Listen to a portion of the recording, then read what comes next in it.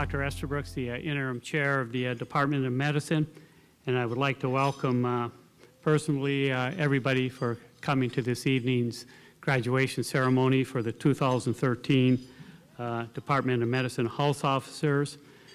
There are many people here who I'd like to recognize, but they're too numerous. There are a couple who I think I should specifically, however, point out, who are special guests here. First is Dr. and Mrs. Robert Dunley. As you're all aware, Dr. Dunley is interim dean of the School of Medicine. They're over here at the table right in front of me, to the right. I also like to introduce Dr. Devin Fox, who I think you're all familiar with. He's assumed a role as Campus Chief Quality Officer at CUMC. And also I'd like to introduce Dr. Joanne Porter and her husband Kent Porter. Let's see, which table are they at? Aren't they? Oh, they were here earlier, weren't they? Anyhow, Joanne is acting chief of staff at the VA Medical Center, and is also will be the new designated institutional officer for GME at Creighton University Medical Center. This is a time we take to recognize our residents, our fellows, and also our faculty. I'd like to particularly thank those faculty that take special roles in education, and those are the residency program directors, associate program directors, and core faculty members. Their time and effort and energy put into educating health officers are greatly appreciated. I also like to thank and recognize the administrative staff in the Department of Medicine who are also responsible for the GME educational programs. I would also like to give a special recognition to our contributed service faculty. These individuals are frequently not recognized by us because they're somewhat at a distance, but they actively involved and contribute also to our educational programs. And if there are any contributing services faculty in the audience, I'd please ask you to stand for an applause. I know there's at least one here. And some over here. So thank you for your time and effort and your contributions. This is, I think, exciting times, challenging times, transitional and transformatory times. As we go into a new era, this is actually the last, I think, residency and fellow graduation where most of us will still be employed by Creighton University School of Medicine, and as we transition into our new partner, Legion. And so this, I think, in my mind, will provide some opportunities to reassess and hopefully expand and grow our educational, research, and clinical programs. With this transition, certainly there have been multiple questions brought to me over my short term as interim chair of medicine. And I think if you look at these questions, they're sort of summarized in two categories. One is that of the faculty who say, what is my role? Who am I? What am I? Have I lost my identity? And I think what I say to that is, you are mentors. You have been mentors. You will continue to be mentors. And then I also often get questions from students and health officers and relative to what does the future look like? And I don't think I can really articulate what the future looks like. I can't describe where educational venues are, where research collaboration occurs, where we practice all of our clinical enterprise. But what I can say is that I think the future is bright. And the reason I think the future is bright is because we have great mentors. And I would ask you to reflect on our role as mentors as we progress through the evening here. And as you see faculty that get awards, and as you see bright, young, gifted, professional individuals transition from their residencies and their fellowship and move on into their careers. And I think what you will see is a really outstanding product. So I would ask you to reflect on mentoring and the role of mentoring. And if you will indulge me, and you have no choice but to indulge me because at this time I'm the chair of medicine, what I would like to do is at the end of the presentations, after Dr. Fox's sensitive portrayal of what's gone on over the last year, I would like to take a few minutes just to reflect a little bit on mentoring, and then at that time we'll sort of close off the evening. So having said that and setting the format for what the evening is, and again asking each of you to reflect on role as mentors in life, I will now ask Dr. Brad DeFries to come up and read the Hippocratic Oath. I'd like to ask the current residents to stand up, please. The physician's oath can be found on the back of your program. And any other physicians in the room who would like to take the oath, renew their oath, can stand up and repeat it with us as well.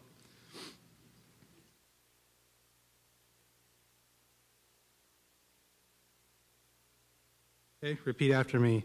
As I continue the study of medicine, I solemnly pledge to give my life and talents to the service of humanity. I will practice medicine with conscience and dignity.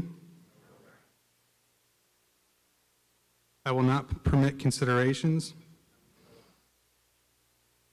of race, gender, religion, nationality, ideology, or social standing.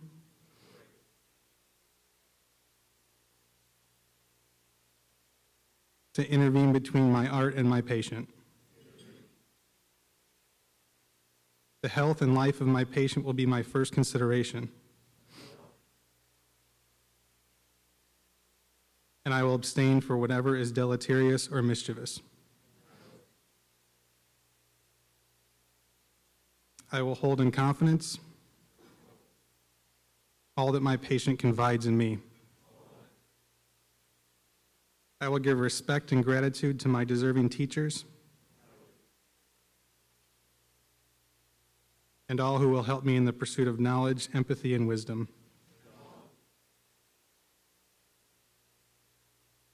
My colleagues will be my brothers and sisters, and by instruction and example, we will impart a knowledge of the art to those who wish to learn it. I will maintain the utmost respect for human life and the dignity of my fellow man. I will not use my knowledge contrary to the laws of humanity and will strive to do no harm. May God grant me the wisdom and compassion to study this art. I make this oath freely and upon my honor. Thank you, Dr. DeFries. I'd now like to invite the School of Medicine chaplain, Marcia Kusik, up for a opening prayer. Let us pray. Loving God, we thank you for this opportunity to gather as a community and for this dinner which has been prepared for us.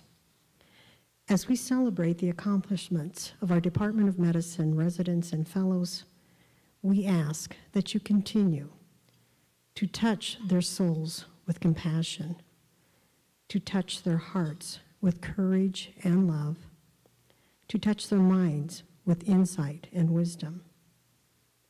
May the sacredness of their work bring resolution, healing, and comfort to their patients as they continue to see you, our loving God, in their daily lives.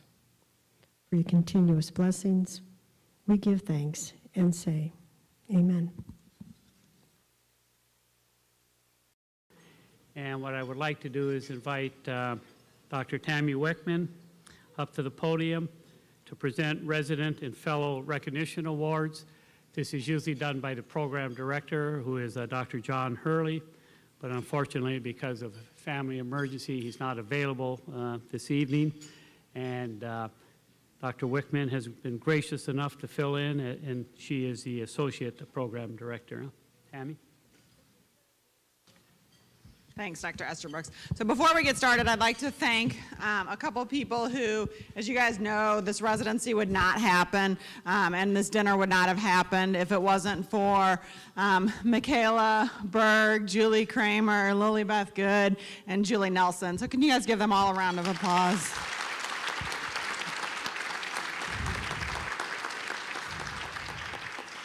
I may be the associate program director, but they give more help than we can ever imagine. So thank you. So I'd like to start with bragging about a couple of our residents from this past year.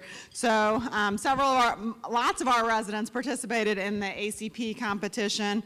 And first place actually went to Dr. Manar Suker, who gave a great presentation on pulmonary edema secondary to diuretic therapy. And then Boye, I'm sorry, Boye, I'm just gonna mess up your name, also got honorable mention. So congratulations to both of them.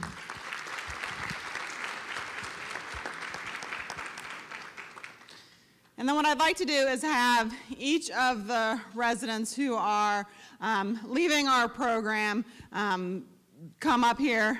Julie will give you an award, and then I'd like you to meet with Dr. Esther Brooks here. So first we'll start with the preliminary residents, and I'll just let you know where they're going. So Rachel, you're an A name. So Rachel Austin is going to be doing anesthesiology at UNMC next year.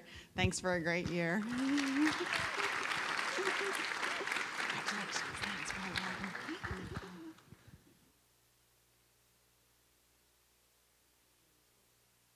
Adam Cole. Adam, is he here? Okay, Adam's going to be doing radiology also at UNMC. Byron Feig is going to be doing radiology as well. There's Byron. He's going to be at Wake Forest in Winston-Salem, North Carolina. Thanks for all your hard work. Yeah, maybe we'll have you guys walk in front. We'll make Julie go in front. Quentin Fender. Where's Quentin? He's not here. I'll just brag about Quentin because he stepped up to the plate multiple times this year, but he's going to do radiology at Mayo Clinic next year. Jeremy Hartley. I know I saw Jeremy. Is going to do anesthesiology at UNMC.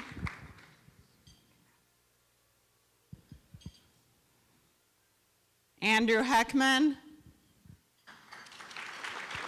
is going to do radiology at,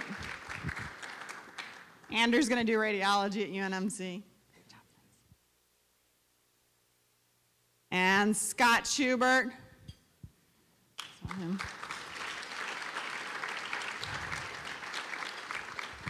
And Scott's going to do pulmonary medicine and rehab also at Mayo Clinic.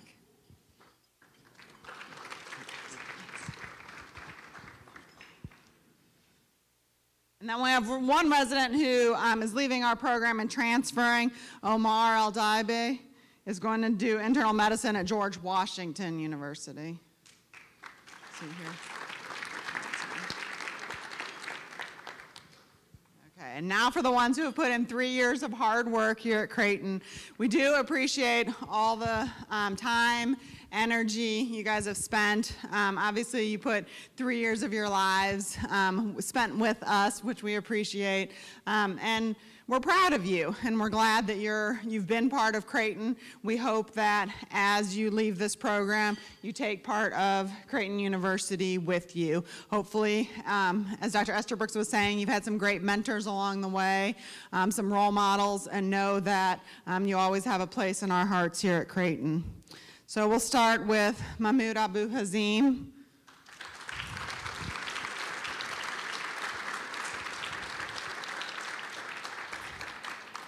And Mahmoud is going to stay with Allegiant Creighton, and he's going to be one of our academic hospitalists.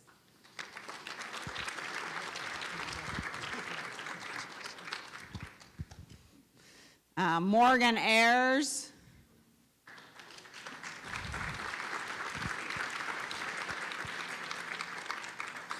And Morgan's going to do cardiology at Aurora St. Luke's Medical Center in Milwaukee, Wisconsin.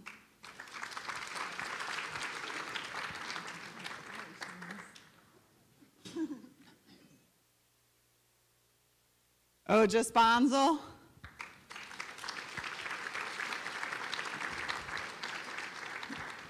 And Ojas we get to keep for a few more years. He's going to do cardiology at Creighton.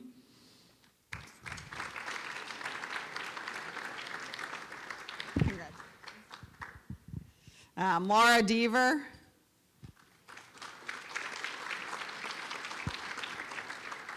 And I've known Laura since she was a medical student, but she still doesn't know what she wants to be when she grows up yet. Great job.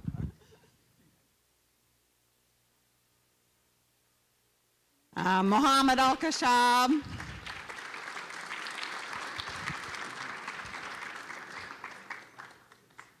Congrats.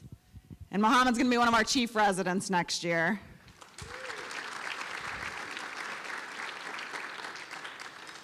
Seher Haroon.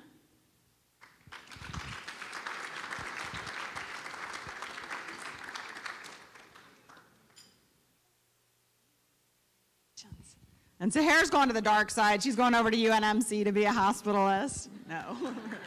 We're very proud of you. Vijaya Komanini.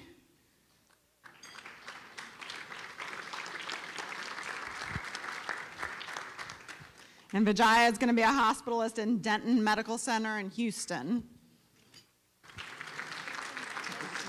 Oh, Dallas, sorry. Ritu Kamari.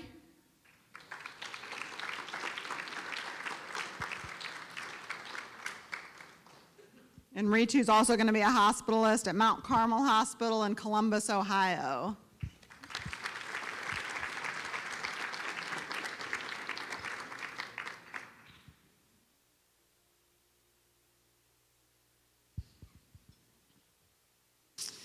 Jason Lambrecht.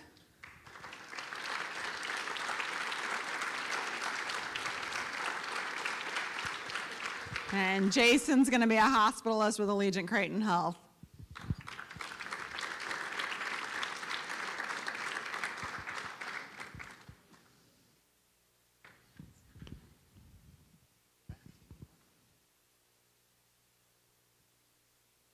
Ritu Madan.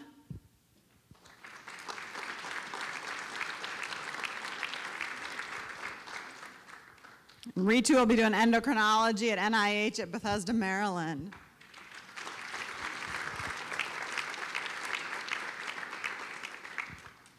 Anshuri Manga.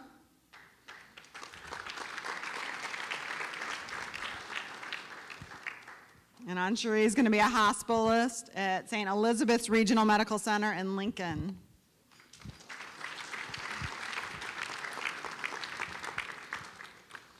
And Vu Nguyen, on Vu Nguyen. There he is. And Vu's going to do rheumatology at UC Davis in California.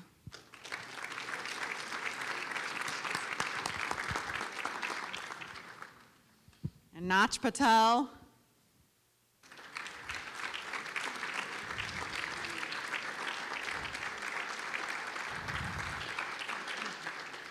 I get another few years to give Nach a hard time about his hair. So cardiology at Creighton.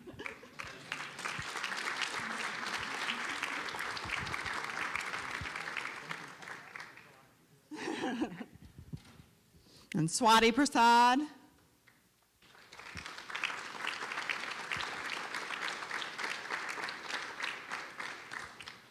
And she's going to be a hospitalist in St. Mary's Medical Center in Duluth, Minnesota.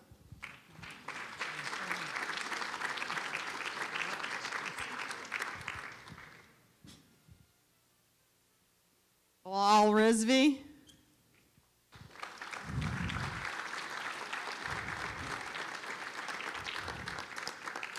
And Bilal is also going to be a hospitalist, but he'll be at Mount Ascutney Hospital in Vermont.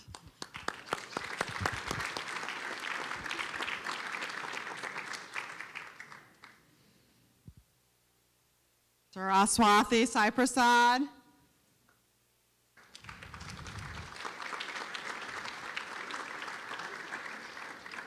And she's going to do endocrinology here at Creighton.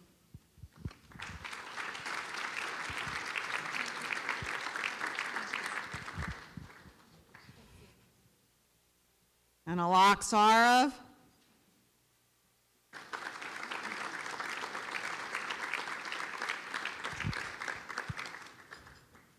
Another cardiology at Creighton.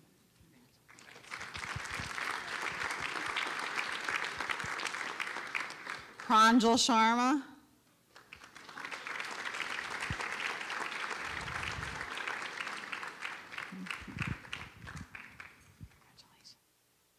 Pranjal's going to be a hospitalist at Genesis Medical Center in Davenport, Iowa.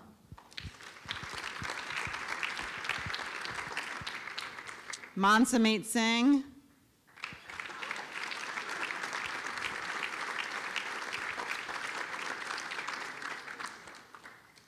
He's going to do nephrology at Wash U, Barnes Jewish in St. Louis.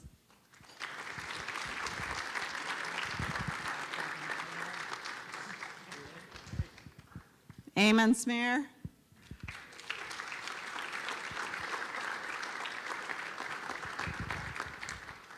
He's also going to do cardiology at Creighton.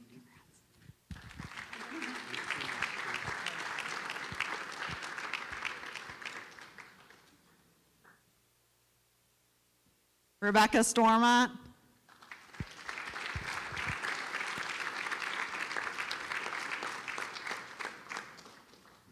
We're lucky to have Rebecca staying on as a chief resident here at Creighton next year.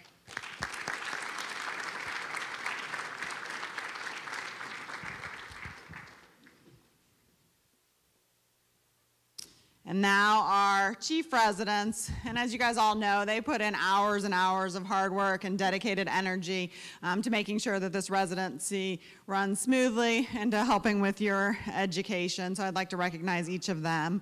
So the first one you saw earlier, Brad gave the oath. So Brad DeVries.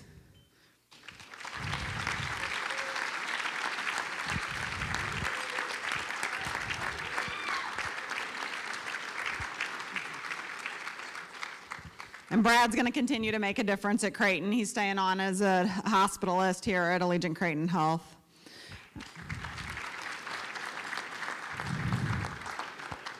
Stephanie Hartman.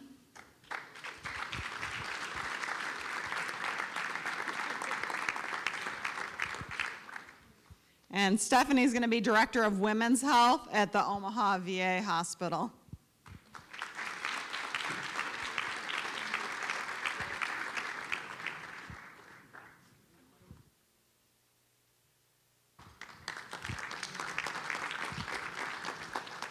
And then last, but certainly not least, Lindsay Northam.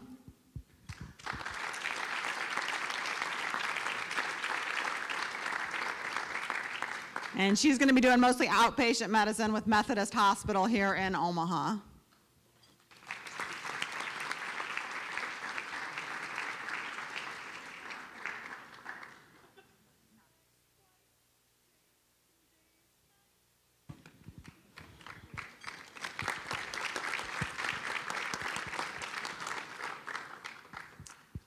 And then each year, we have the opportunity to choose one of our great residents as the most outstanding resident. It's voted on by the faculty, goes to a senior medical resident for outstanding quality, exemplifying an internist, someone that we're very proud of, who will continue to make us proud for years to come. And this year's award recipient is Dr. Mahmoud Abu Hazim.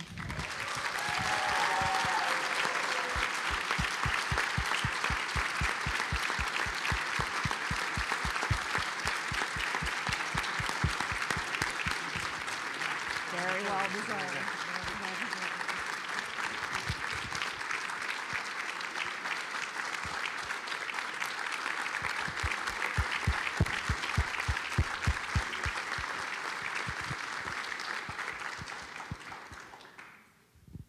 And now we're going to move on to fellows, and for most of them, I'll have the fellowship program director come up and introduce the fellows, but Dr. Stokes bailed at the last minute, so I'll take care of allergy immunology.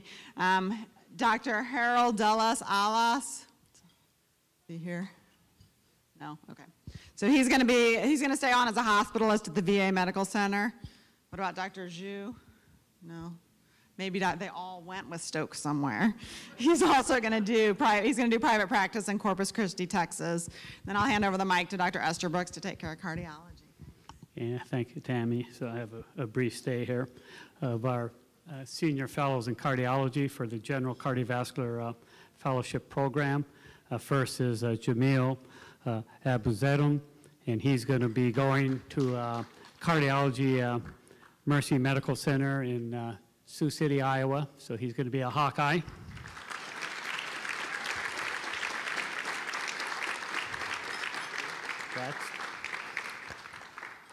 Next is Anand Deshmukh, and he's going to be an interventional cardiologist at Methodist Physicians in Council Bluffs, Iowa, another Hawkeye.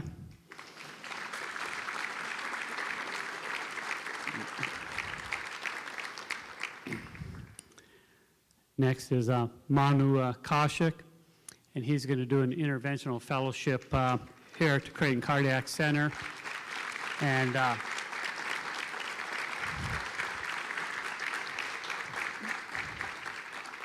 And I tried to get him a fellowship elsewhere, but it didn't work out. But so, so it's another year at Manu, I'm afraid. But yeah. Next is Sushma Konuri, and she's going to practice cardiology with Union Point Health in Des Moines, Iowa. So we have Hawkeyes everywhere.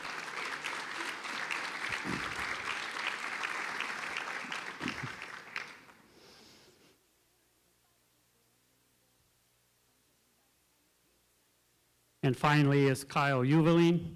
He's going to go to the Iowa Heart Center, where he's doing private practice in Carroll, Iowa. And this is one of my old outreach sites, so I'm sure you'll see a lot of my patients, but I'm also sure they're not going to get as good a care.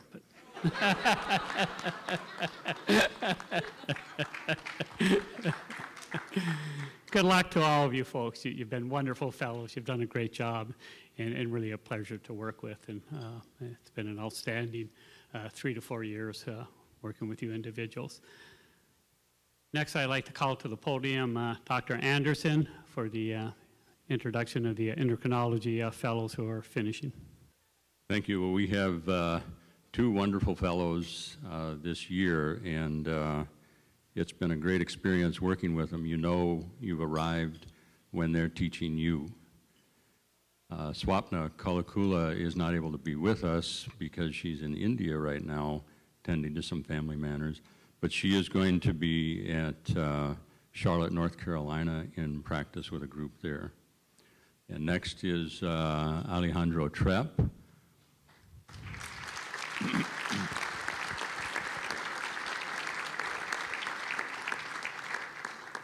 He's going to be going to Melbourne, Florida, in private practice there. Congratulations. I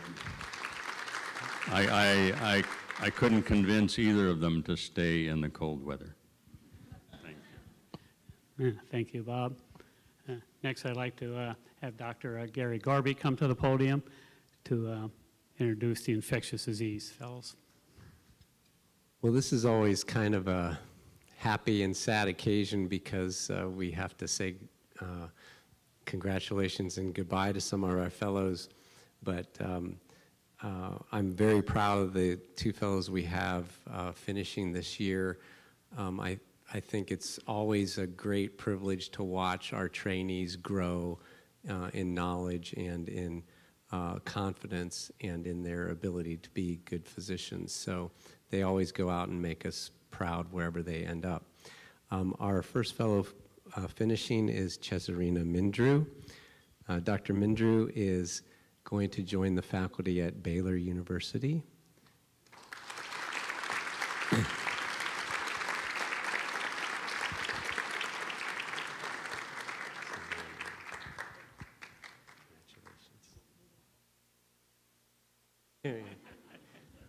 The photographer is not ready yet.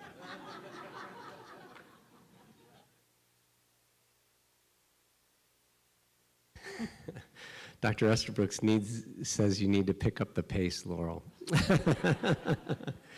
Our second fellow that is finishing this year is Renuga Vivekanandan, and Renuga is going to stay at Creighton, and we're happy to welcome her to the faculty.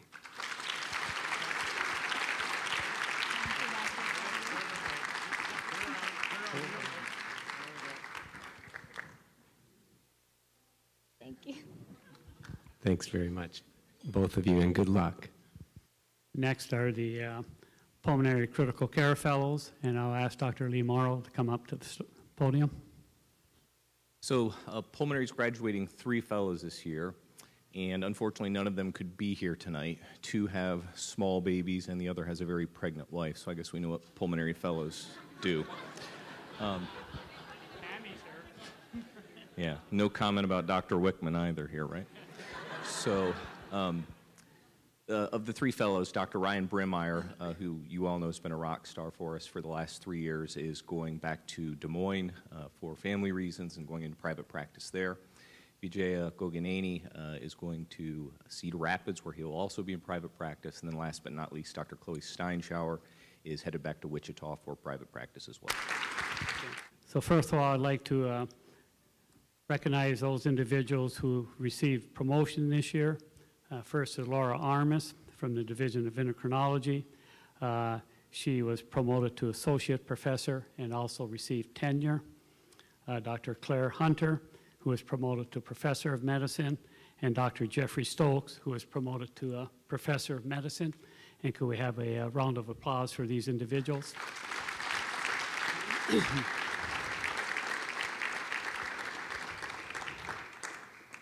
Recognition of additional faculty awards include Dr. Michael Dalcor from the Division of Cardiology was nominated for the Golden Apple Escalapian Award by the class of 2015. Naresh Dewan from the Pulmonary Division received the Master Clinician Award. And Naresh, I think you're over here. Or did he leave? Maybe. Yeah, he was here earlier. Dr. Eric Peters from the Division of General Internal Medicine received the Faculty Teaching Award.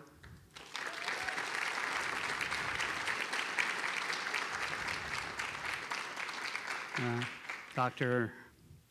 Peter Silberstein from the Division of Hematology Oncology received the School of Medicine Distinguished Service Award. Pete, I think you're here. So congratulations to all of them.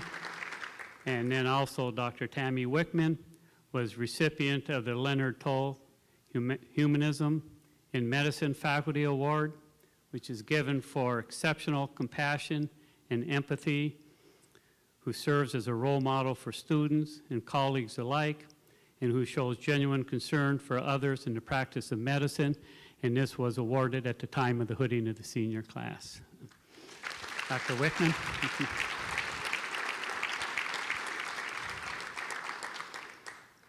I'd like now to invite Dr. Aaron Moss to the podium to present the Contributed Services Award for Excellence in Medical Education and Outstanding Contribution to the Department of Medicine.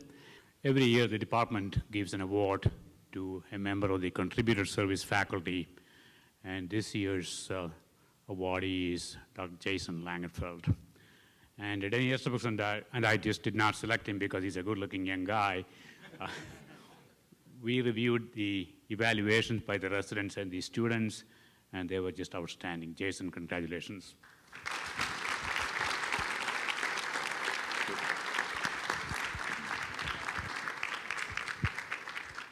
And now I would like to present a special award to an individual who's had a significant tenure here at the School of Medicine and the Department of Medicine, and that's Dr. Dan Schuler. I think we're all aware that he's leaving, moving on to Baylor, correct? To advance his career and seek new opportunities. We like to wish him success in this, but also would really like to really recognize his contributions. I guess I first met Dan when he came to the Cardiac Center to interview for the position of division chief, and there was a bomb scare and we had to evacuate the building. And his immediate response was, boy, this is the place I want to be.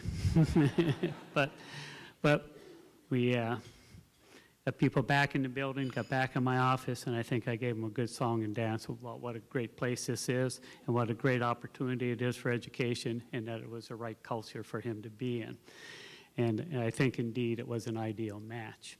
I think Dan's tasks that were given to him by the chairman at that time, which was Dr. Gene Rich, was to, I think, build the fellowship program, to develop sleep medicine, to advance pulmonary critical care, and also to further promote clinical research in the division. And I think he's achieved all of these and exceeded expectations.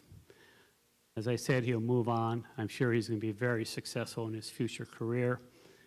I think when everybody moves on, they sort of wonder what's their legacy, what's the heritage, what's the little residual that's left behind. And I think in Dan's case, it's a very solid culture of superior clinicians, dedicated educators, and also scholarly individuals. So he moves on. It's a loss for us, I think, but when we reflect what's left behind, it's a gain. I want to read what the plaque says, and I think this is really from the residents or students or somebody who's had an interaction with Dan.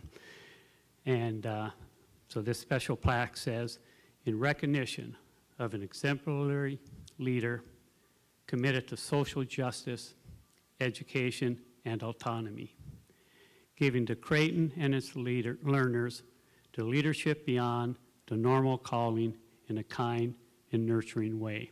And I think whoever sent this to us was very observant and on target. Dan, would you please come up and accept your reward?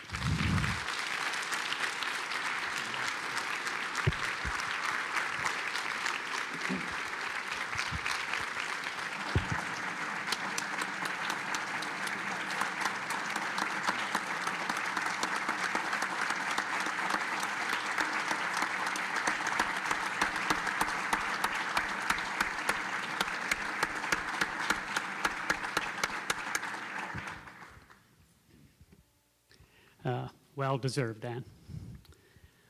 I'd now like to present the award to the division with the highest score attained by our residents on the ABIM certifying exam in 2012, and that goes to the cardiology division.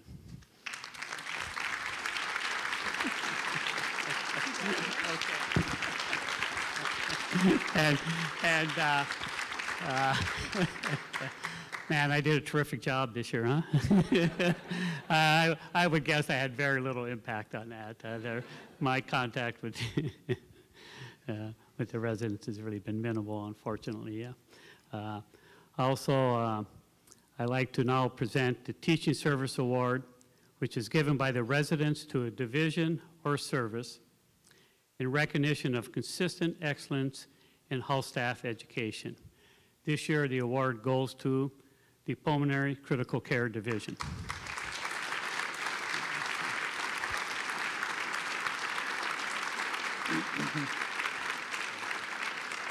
Again, well done.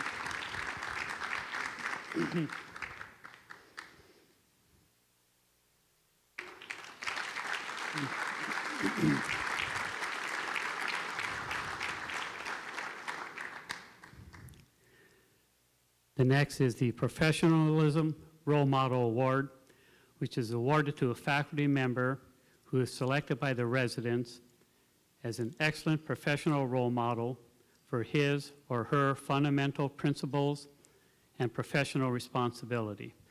This year, the award goes to Dr. Dan Schuler.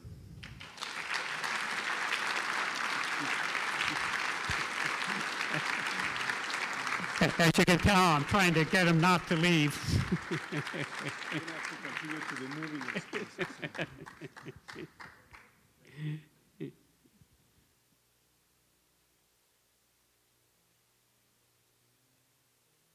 And the next, and I think the final award, am I correct, is the James F. Sullivan Professorship and Award.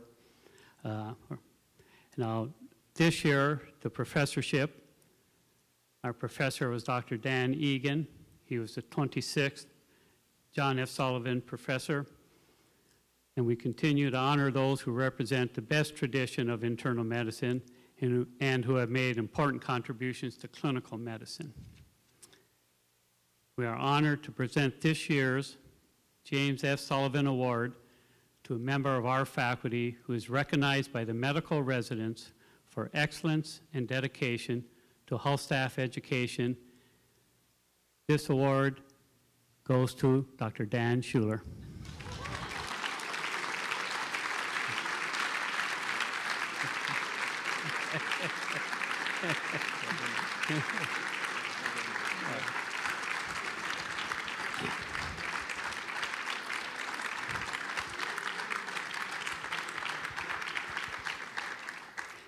You know, the guy's leaving. You think he would have shared at least one of these.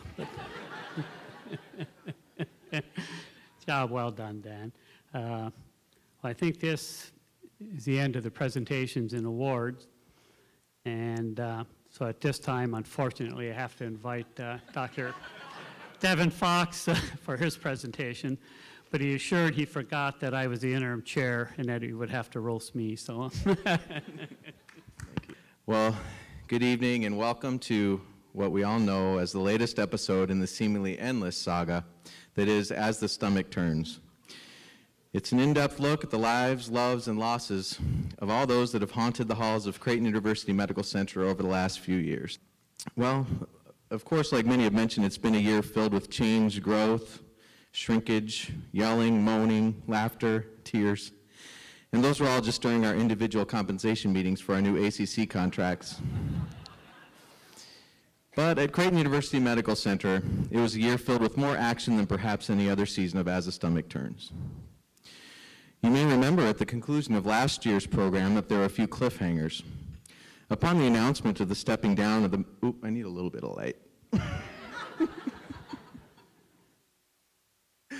Is there some way, there, okay. Oh, that's perfect. Upon the announcement of the stepping down of the medical school's dean, Dr. Zetterman, last year, who could possibly rise to the occasion and fill this esteemed post? Would Dr. Houghton chain himself to the wall in the library to protest their ending their subscription to Up to Date? Would the hospital cafeteria ever reopen?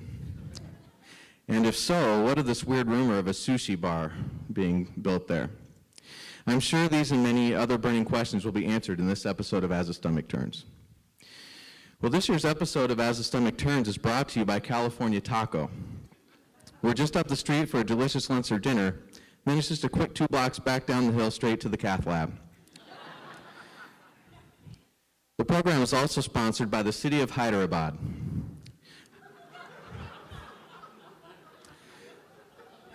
Hyderabad thanks the United States for helping out with its overpopulation and congestion by housing the majority of its citizens in Omaha, Nebraska.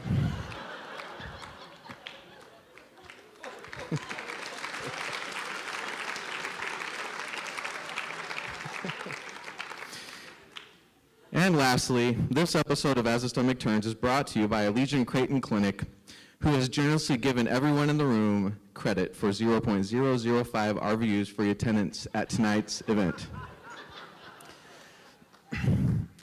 As has already been said, it's indeed been another year of growth and change at what is now called Allegiant Creighton Health, Creighton University Medical Center. We have all new patient beds, the 20-year-old endoscopes in the GI lab have been replaced, and indeed there is a sushi bar in the freshly remodeled cafeteria, which is fortunate because no one will eat anything else that's made there. The Doctor's Lounge as well has a new chef under Allegiant Creighton Health who apparently takes bets every morning about how unidentifiable food must appear before physicians will not eat it. They haven't gotten there yet.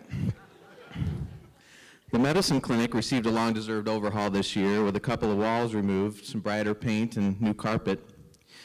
And as Dr. Mayo happily points out, you can literally step from Allegiant Creighton Clinic to Creighton University simply by stepping through a doorway.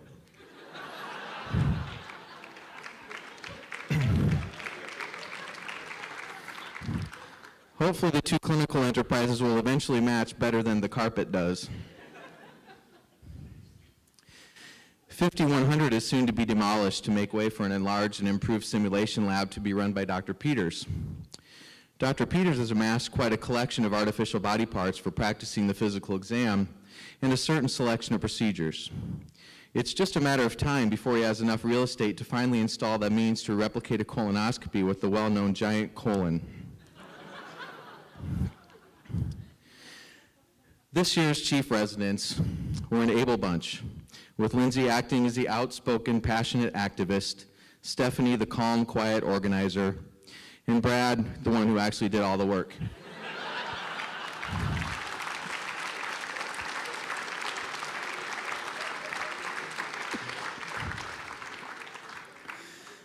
Stephanie did manage to time her pregnancy perfectly to allow her to be off work the last 3 months of her chief year, and managed to squeeze some time in for some dental work as well. I know I used that picture last year too, but I like it a lot. Lindsay, well, Lindsay just did what Lindsay does and in her own style. Lindsay's very proud of where she's gotten herself in life, here wearing her favorite t-shirt that commemorates the year she graduated from medical school, 2009.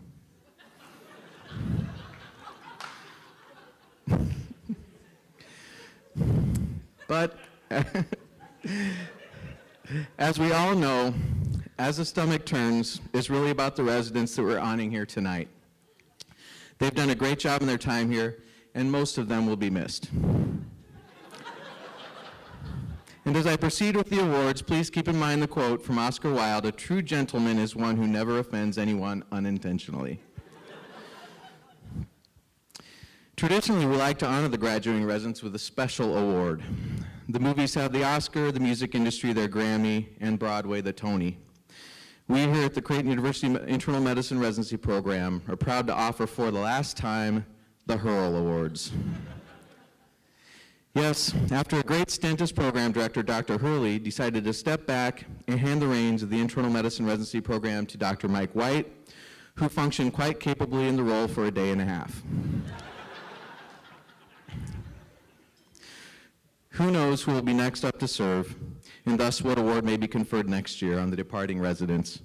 Will we return to where this all started, the Bo? Or could it be the Tammy? Or perhaps the Aggie?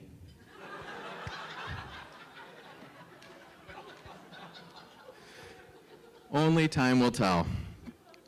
And on to the Earls. Mansameet Singh will be remembered around CUMC for his laid-back manner and good sense of humor.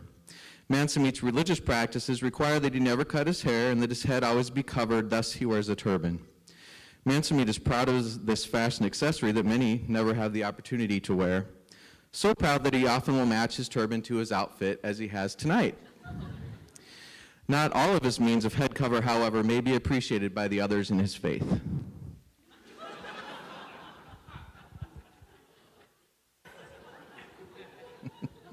Thank you, Facebook. Saraswati Saprasad is one of those residents. One of those residents I encounter each year who's very hard to tease. She politely goes about her work, never complaining, and always pleasant to work with and polite. She'll always be remembered by her classmates as the resident who had her accents confused. She started with an Indian accent, then spent time in England where she gradually apparently adopted the Indo-British accent. Upon arrival here in the US, her friends instructed her on adopting a more American style of lingo.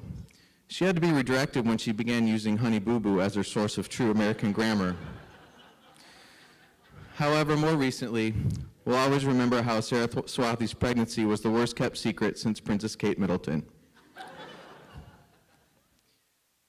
Morgan Ayers is another tricky character to tease. He keeps very much to himself and does a great job in his day-to-day work. I was so excited to see that he'd accepted my friendship on Facebook this week in order to perhaps have some dirt on him, but I found out his Facebook page is as boring as he is.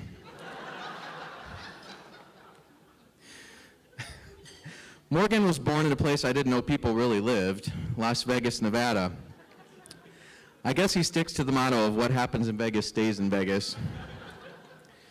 But early in his training, Morgan took a class to learn how to speak Spanish and came away with more than a second language. He met his wife there. They have a baby on the way now, so hopefully his wife's genes and cultural heritage will give his child a chance at being interesting. Eamon Smear presented another dilemma to me.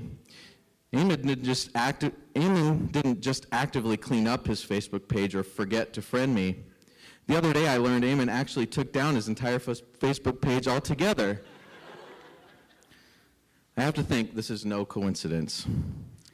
Eamon's always smiling and always willing to help. He might be the most social member of his class. Many suspect that Eamon is only a part-time resident, as he obviously must draw a salary as the ambassador from Libya, attempting to get everyone he knows to Omaha. Hyderabad may have a competitor.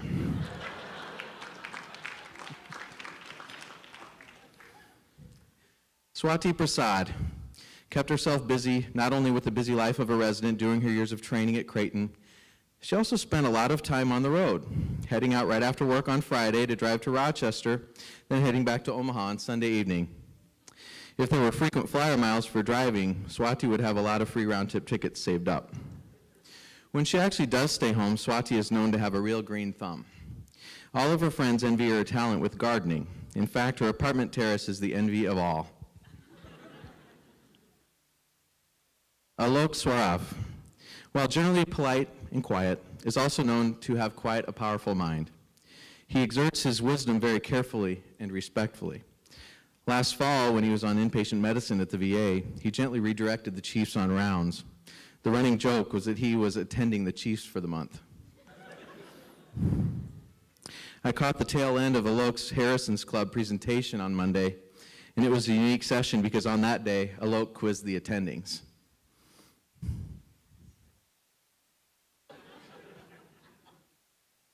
There's always got to be one flat, okay. Rebecca Stormont will hopefully be transitioning over to a chief resident next year. I say hopefully because there seems to be some hang-up with her paperwork and credentialing there. The VA claims that the hang-up is that when she got married, she never changed her Social Security card to reflect her married last name. The truth is they learned something disturbing when they saw what her maiden name is.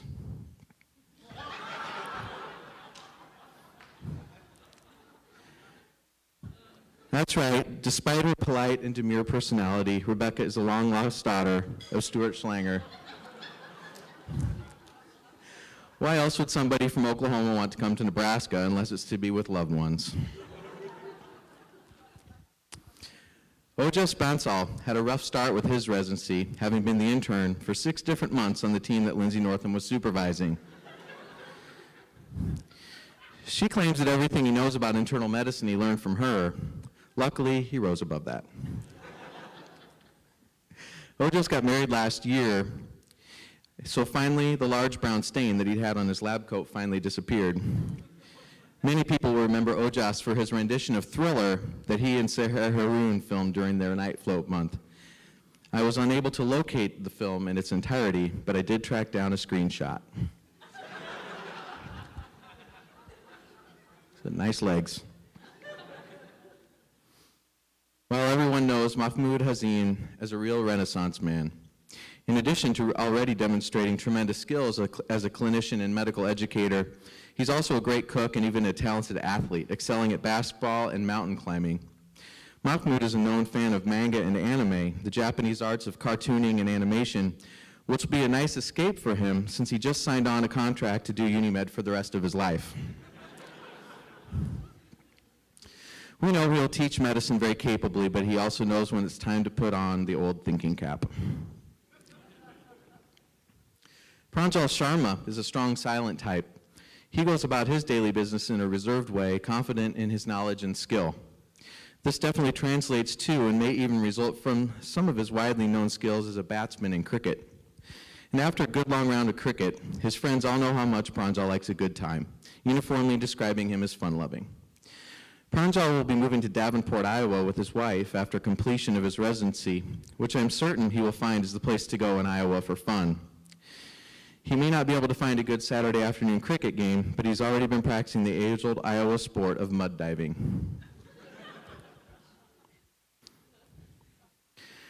Well, everyone probably knows what Anushree Mongo will be known for on As the Stomach Turns tonight. It's a good thing that Anushree will be pursuing a career in hospital medicine, because pretty much the only things she learned in residency were how to practice inpatient medicine the bronze way. She holds a record for consecutive months spent on bronze medicine, the Dundee Group's own team. In fact, when she was supposed to switch off a month to silver, Dr. Davidian intervened and insisted she stay on bronze, And no sooner had she finished that marathon than she had to come to the Dundee Clinic for her outpatient month. I, for one, am just happy she's fortunate to have a husband who's a psychiatrist, because those had to have been some long months. As much time as Anushree spent with bronze medicine, I think Laura Deaver may be a close second in how much time she spent with the Dundee crew. Laura was there for ambulatory, then women's health, then endocrine, then some more ambulatory. In a series of months, Laura spent more total time at the Dundee Clinic than Dr. Carrie Valenta ever has. Laura's claim to fame is her occasional wardrobe malfunctions that make the rest of us think she may have just gotten dressed in the dark. This is perhaps one of the best examples of such. True story, 2 different shoes, not even close. Regardless, Laura should still be proud of her accomplishments in the world of medicine, having made the leap of stepping away from the family business. Too easy, right?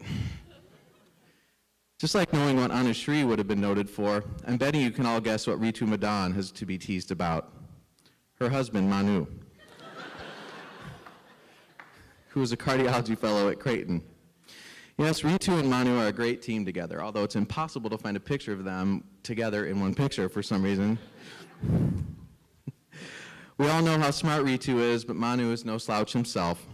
And Ritu relishes in playfully pointing out to anyone who will listen how smart her spouse is. Manu is an authority on how to get anywhere in the world from Omaha for vacation. And Ritu is happy for that fact because she gladly sees him off at the airport, then stays home and has a vacation of her own. This is probably due to the fact that the last time she actually did travel with him, he chose a trip to Alaska in the winter. Also a true story, I guess. Oh, she didn't go on that trip either. Vijaya Komanini is another cardio spouse. Her husband, Siva, is also doing his training in cardio at Creighton, just like Manu. Hopefully, Siva will maintain a busy practice in order to help provide for Vijaya once they begin their careers.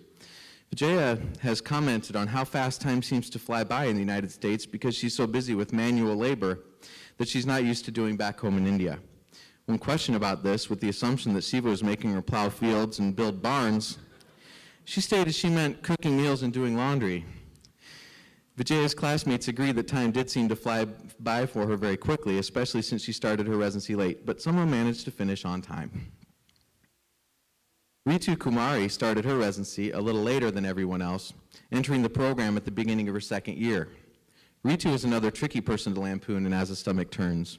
You'd think she's exactly like Ritu Madan and Vijaya Komanini, all being Indian-born, all very bright, all pleasant, polite, and hardworking. Ritu Kumari, however, is vastly different because her cardiology fellow husband is training at Nebraska.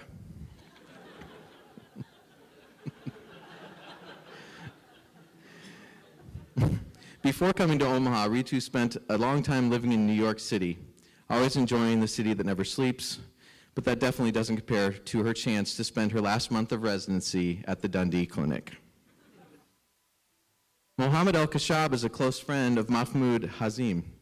They have spent a lot of time traveling and learning about the United States together, and they also enjoy a friendly game of chess every now and then. Despite a little setback last year, Mohammed has persevered. The culprit theoretically was an infected appendix that had to come out. Others, however, have the theory that he suffered intestinal angina from Mahmoud forcing him to do calisthenics at high altitude.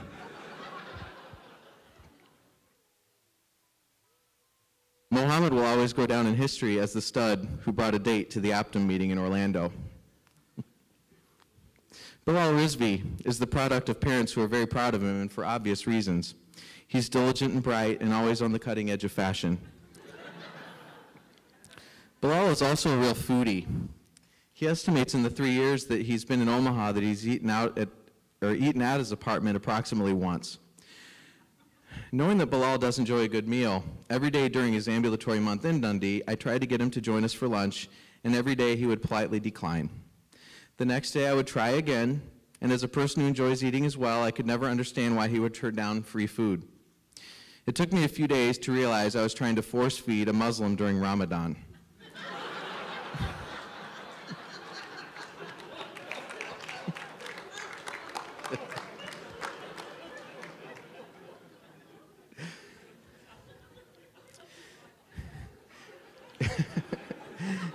Jason Lambrecht is a graduate of UNMC, among other places. Jason has decided to become a hospitalist. In other words, he's finally decided to end his years of learning, settle down, and finally get a job. He achieved high repute and respect amongst his peers enough to become elected House Staff President and represent his peers on the Hospital Medical Executive Committee. This all happened even though Jason's a little rough around the edges outside of work. He owns and drives not one but 2 Harley-Davidson motorcycles. And he also boasts about having been the drummer in a band back in the day. He does, however, conveniently leave out the fact that it was not a rock band.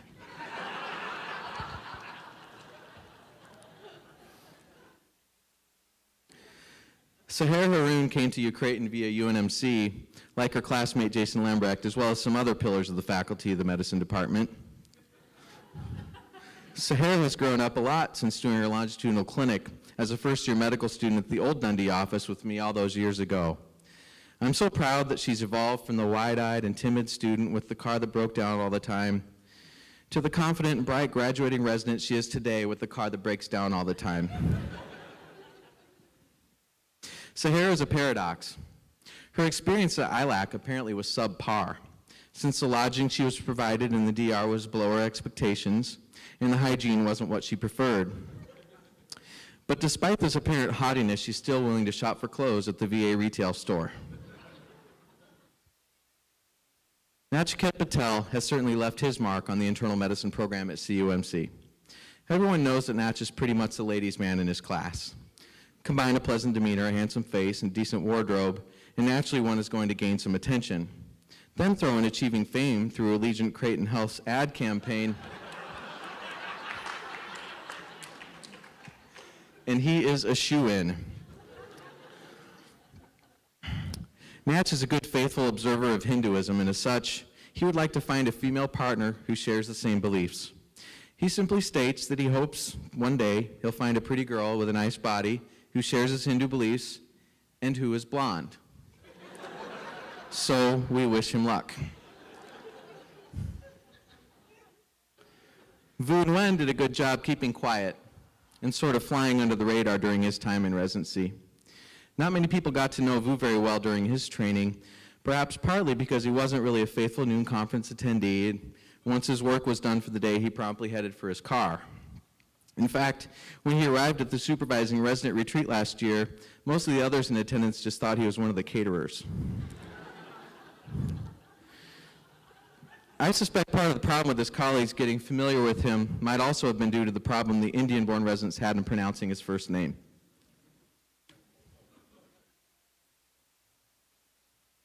Woo, woo. And that wraps up that segment of As the Stomach Turns and the last go-round for the Hurls. But we must, of course, acknowledge all those that made their time at Creighton a smooth ride. Michaela Berg is the resident coordinator for the program, and if that isn't enough, she also had to be a chief resident for the last 3 months when Stephanie Hartman went on maternity leave. Again, Michaela is the new innovations guru for the Department of Medicine now, but I think Mafia is more appropriate. If you don't get your resident evaluations done in time and to her satisfaction, she comes after your family. I'm so far behind, I'm often scared I'll wake up to find a horse head in my bed.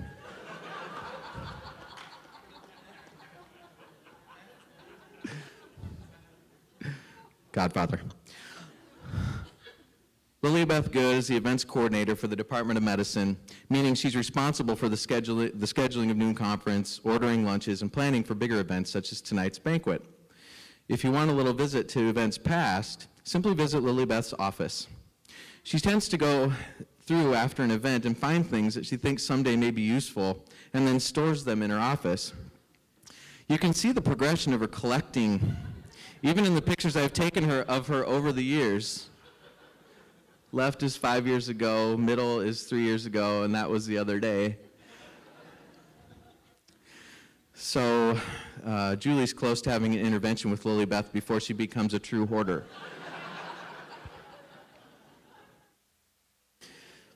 Julie Nelson continues to be one of the biggest forces in the Department of Medicine in her job as residency coordinator. Julie's job is full of such responsibility that everyone wonders how she's able to keep that smile on her face. Then you throw in the headache from the traffic of her commute to work on the way from Neola, Iowa, and her concerns about a grandson who may or may not like animals better than people. And it's a wonder she maintains her sanity. But we all know of the puppet regime that Julie runs. She holds the power close, and though many have tried, none have ever had the strength or the guts to successfully oust her from her throne.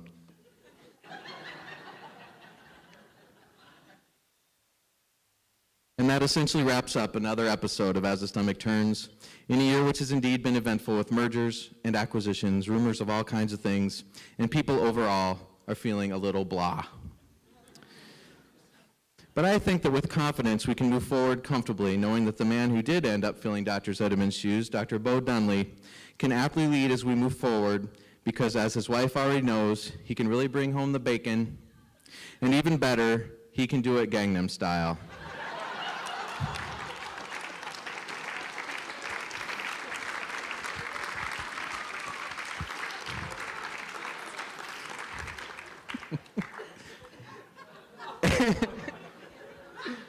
You have no idea how long that took me to do. Anyway, that is it for another episode of As the Stomach Turns. Thank you. As I mentioned earlier, you're going to have to indulge me with some comments about mentoring. But I think this is, I guess, on a little more serious note than what Devin presented here. But I think it's important that it's something that we reflect on. And these are some excerpts, from a editorial on mentoring by Floyd Loop. Those of you who don't know him, he's a thoracic surgeon at the Cleveland Clinic. And this actually dates back to, I think, around the year 2000 in one of the thoracic journals. But it was something that was brought to my attention many years ago, and I periodically have read this essay editorial on occasion to sort of reflect what we are and why we do what we do. And I think you all understand what mentoring is. Mentoring is a relationship between somebody who is senior and someone who is junior. In that process, both are learners. And I think we're all lifelong learners, and that's important. Mentoring can occur in any venue, and it can occur at every age. And I think it's always a continuous process. So I think you should keep that in mind. And these excerpts are really related to academic mentoring and also to mentoring in medicine. And so if I can get through my bifocals and the lights here, let me start with the observation that when we look at our professional lives, they generally fall into three phases. One is education. The second is achievement, and the third is payback. The last phase of which, payback, is the most typical time to mentor.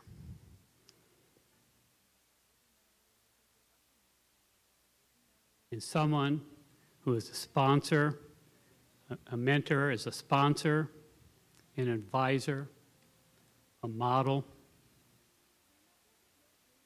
Dan Toltenson, the former dean of Harvard Medical School, looked at mentoring this way. We must acknowledge again that the most important, indeed, the only thing we have to offer our students is ourselves. Everything else they can read in a book. The chief responsibility of an academic institution is to educate competent, caring physicians, to foster the habits of lifelong learning and professional renewal, and to provide an environment of inquiry and scholarship. A mentor's role is to provide the insight necessary to better cope, to better serve, to survive and prosper, and to contribute to humanity. In our case, we do this through a very long and distinguished career in a great profession called medicine.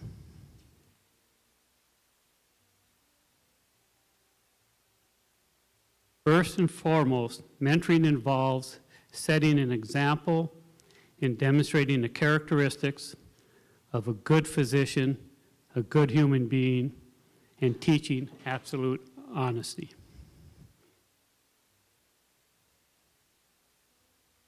It's been noted that when people facing death, be they young or old, do not think about what accolades they have earned or what social functions they have attended, what positions they've held, or even how much wealth they have accumulated.